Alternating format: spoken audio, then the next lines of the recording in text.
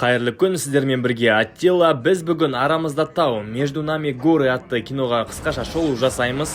Жалпы бұл киноның үзіндісін сіздер тиктоктан көрген шығарсыздар. Мен сіздерге қысқаша сюжетін айтып беріп, соңынан өз бағамды беріп кетемін. Киноның басында бізді басты кейіпкерлермен таныстырады. Ол бізде осы Алекс дейтін қыз және Бен дейтін дәрігер. Бізге басқа аттарды жаттау керек емес, өйткені кинода басқа аттар болмайды. Енді сюжетке келсек, екеуі бір қаладан екінші қалаға ұшпақшы болады. Бірақ дауылға байланысты бұл екі кісінің рейсі келесі күнге кешіктіріледі. Әттеген-ай, бопты ертең ұша саламыз десе, бұл киноның сюжеті болмайтын еді. Бен ертеңгі күні қалаға барып 10 жасар балаға операция жасау керек, ал Алекс үйлену керек. Сол үшін қыз оған жеке ұшақты жалдап ұшайық дейді.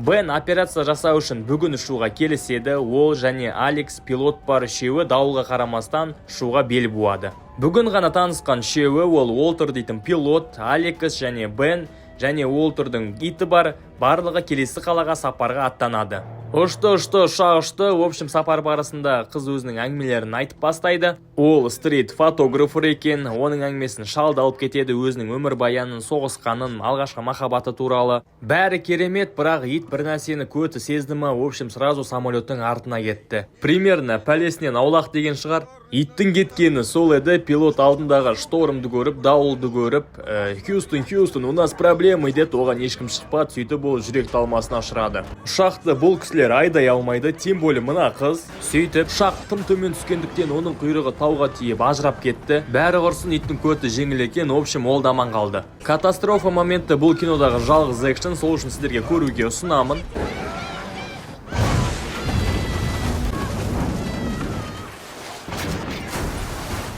Осылайша ұшақ апатынан кейін бірінші бізде Бен оянады. Қыз аман, аяғы жараланған, бірақ әлі есін жимапты. Пилотқа келсек, өзінің ата-бабаларының артынан аттанып кеткен. Оған қарағанда итінің жолы болған. Дала өте қатты суық болғандықтан бұл ағып тұрған жанармайды пайдаланып от жағады. Таң атты, ауа райы тамаша, керемет көрініс, қасыңда қыз жатыр, итің бар, басқа не керек? В общем, ол ары қарай дәрігер болғандықтан қызды емдей бастайды. Өлген пилоттың денесін сыртқа шығарып жерлеу рәсімін жасады, бірақ мен ойлағам, оны кейінірек ол жейтін шығар деп.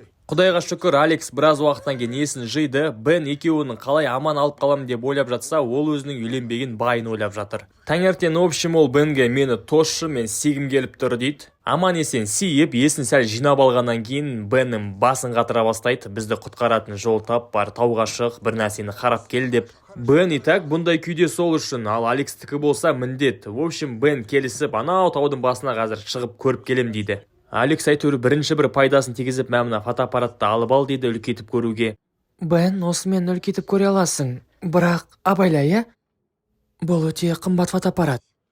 Не? Әрине бұндай диалог болған жоқ. Бен оны тыңдап тағы да өз басына проблема жасап алды. Таудың шыңынан тайып кетіп, әзер дегенде бір тасқа тіреліп тоқтайды. Ал бұл уақытта Алекс Беннің жеке заттарын ақтарып, бұрынғы әйелімен сөйлескен әңгімесін тыңдап отыр. Бұл әңгімеден біз Беннің бұрынғы әйелі онымен қоштасқаны туралы білеміз. Бұл жерде ит бір нәрсені сезді, әлде режиссерлар оларға тамақ қайдан тауып береміз деді ма? Бұларға барыс келеді. Оны қойш әйтеуір, бұларға барыс кепті жарайды. Бірақ та енді мынандай атқаннан өліп қалды дегенге кім сенеді? Қараңыздаршы, даже тиген жоқта оған оқ. Аман қалған Бен барысты тауып алып, оны бауыздап, жіліктеп, қарымен мариновать етіп, в общем, шашлык жасайды. Бұл кино кітап желісімен түсірілген ғой. Енді менің ойымша бұл жерде олар барыстың емес, бағанағы өліп қалған пилоттың етін жейтін сияқты. Кино болғандықтан енді барысты келтіре салған ғой. Деп енді мен өзім ойлаймын, кітабын оқығандар бар болса, комментария жазып кетіңдер. Енді ғана барлығы жақсарған кезде ет бар, жылы жерде. Мына қатын, в общем, Беннің тағы да миын жей бастайды. Бен, оған айтады, қарындас, бізде 2-3 аптаға ет бар, тып-тыныш қуырдақ жасап, тамағымызды жеп, көмек күтейік. Нихуя сен, мен үйленуім керек, мені Марк күтіп отыр, ал біз мында отырамыз ба не? Бен оған айтады, асыққан шайтанынысы, көтін қысқан бай болады, тып-тыныш отырайық дейді. Оған қыз келіспей, мен барам да барам, сен бармасаң бармай-ақ қой, біз жылы жуымыз керек дейді. Екеуі, в общем, қырылып ұрысып қалады. Таңертең Бен ұйықтап жатқан кезде қыз өзімен бірге етті алып, еттің біразын алып, көтіне қарамай жолға шығып кетеді. Ош, сен, Алекс мә, сесің ба? Деп оянған Бен шок болады. Алекс жоқ өйткені. Тауда жалғыз өзім қызсыз қалай өмір сүрем, өмір бақи жыдай болмаймын ғой деп Бен де оның артынан шығады. Тасбақа ұқсап кетіп бара жатқан Алексті қуып жетіп, бопты жарайды, келістік, сенімен бірге ары қарай барам дейді. Сөйтіп олар біраз жүріп үңгірдің ішіне құшақтасып қонады. Екеуі тәтті ұйқыға батып таң атты. Қыз әдейі ме әдейі емес па жігіттің кеудесіне қолын қойып намек тастайды, бірақ жігіт қарайды. Ты не офигела дейді, қолын ұстайды, алып тастайды. Қыз, яғни Алекс, в общем, тыныш отыра алмайды, мен қазір сыртқа шығып бір жерді көріп келейін дейді. Бен оған көндігет, барсаң бар деп. Фотоаппаратымен ары-бері қарап, жылтылдаған бір затты байқап қалады да, жігітті сүйрейді, в общем. Давай кеттік, сол жерге барып қайтайық деп. Бен тып-тыныш үңгірде отырғысы келеді, амал жоқтығынан өтіріктен көріп тұрған жоқпын десе де, Алекс оны сүйреп алып кетеді. Шыққандарына біраз уақыт болды, өздері де шаршап қалды, тамақтары да бітіп жатыр, кеш те батты. Ал айналада бір тірі жан жоқ. Екеуі почти үміттерін үзген. Енді жеттік-ау деген кезде осындай бір өзенді көреді ғой, өте алмайтын. Бұны көрген Бен, бұл жерден болды, өте алмаймыз, қолымыздан келгенін істедік дейді. Ал оған Алекс: менің жоғары шығатын күшім жоқ, біз не де болса соңына дейін баруымыз керек дейді. Екеуі сосын қайтадан ұрсады. Алекс айтады: төмен барамыз дейді. Бен айтады: жоқ, бармаймыз, мен өлгім келмейді, қайтайық үңгірге дейді. Алекс болса: жоқ, біздің артымыздан ешкім келмеді, баруымыз керек, қолымыздан келгенін істеуіміз керек деп. В общем, екеуі жарты сағат ұрсып тұрады. Қызды жеңе алмайтын түсінген Бен қайтадан келісіп, соның айтқанымен төмен қаратай түседі. Екеуі өлер жеріміз осы деп бір-бірінен кешірім сұрап, ағаштың түбіне келіп, өлеңдерін қосып ұйықтап кетеді. Таң атты, Алекс бар, ит бар, Бен бар, аман қалудың амалдарын іздестіріп сапарларын ары қарай жалғастырады. Дала суық, қар жауып жатыр, тамақтары жоқ, ал мыналар болса таудан сырғанап жүр. Ал мына жерде өлім аузында болса да Алекс Бенмен ойнап қояды, құлатып. Бен де қалыспайды, Алексті қармен тамақтандырып, негізі қар көп қой жейм десе. Бірақ именно Беннің қолынан жеп атқан айтам да.